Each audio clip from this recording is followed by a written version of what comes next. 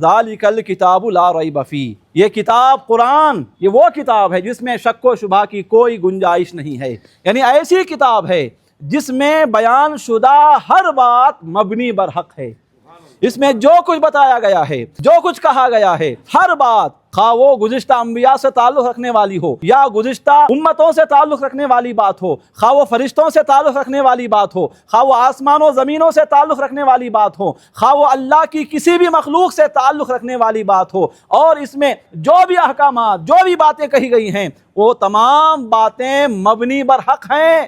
ان تمام باتوں میں سے کسی ایک بات میں بھی شک و شبہ کی کوئی گنجائش نہیں۔ گویا کہ آسان لفظوں میں یہ کہا جا رہا ہے کہ اس قرآن میں سچ کے سوا، حق کے سوا کچھ بھی بیان نہیں ہوا۔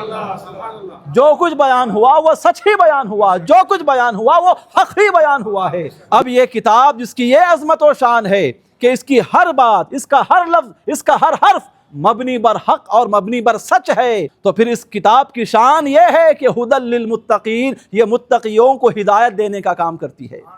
اس کتاب سے تقوی والوں کو، پرہیزگاروں کو ہدایت ملتی ہے۔ پرہیزگار اس کتاب سے ہدایت پاتا ہے، رہنمائی حاصل کرتا ہے۔ اور متقی کون ہیں؟ جن کو یہ قرآن ہدایت عطا فرماتا ہے، تو اللہ نے ان کے اوصاف بھی آگے یہ بیان فرمائے، الذین یؤمنون بالغیب وَيُقِيمُونَ الصَّلَاةَ وَمِمَّا رَزَقْنَاهُمْ يُنْفِقُونَ۔ وہ متقی ہیں جو غیب پر ایمان رکھتے ہیں، جنہوں نے رب کو نہیں دیکھا لیکن رب کو ایک مانتے ہیں، انبیاء کو نہیں دیکھا لیکن انبیاء کو حق مانتے ہیں، فرشتوں کو نہیں دیکھا لیکن فرشتوں کو موجود مانتے ہیں، جنت و دوزخ کو نہیں دیکھا لیکن جنت و دوزخ کو حق مانتے ہیں، عرش اعظم کو نہیں دیکھا لیکن عرش موجود ہے مانتے ہیں، لوح و قلم کو نہیں دیکھا لیکن لوح و قلم کا ذکر چونکہ قرآن میں ہے لہٰذا اسے موجود اور حق مانتے ہیں، پردے میں رہنے والی، باطن میں رہنے والی چیزوں کو حق مانتا ہے، موجود مانتا ہے۔ ایسا جو بندہ ہوتا ہے وہ ایمان بالغیب والا ہوتا ہے۔ تو قرآن میں مولا فرما رہا ہے کہ متقی کون ہیں؟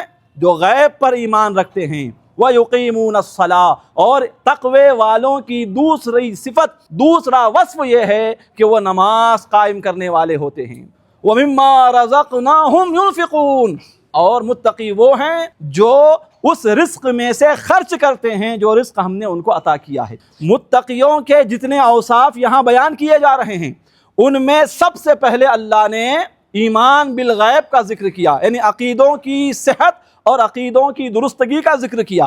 اس کے بعد سب سے پہلے متقیوں کی علامت کے طور پر جس چیز کو بیان کیا جا رہا ہے وہ ہے نماز کا قیام، نماز کی پابندی۔ تو یہاں سے پتہ چلا کہ جو نماز کو صحیح طریقے سے قائم کرنے والا ہو جاتا ہے، حقیقت میں وہ کیا بن جاتا ہے؟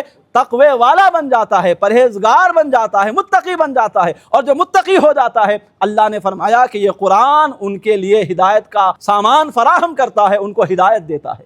اور جس بندے کو ہدایت مل گئی وہ بندہ دنیا میں بھی کامیاب اور آخرت میں بھی کامیاب۔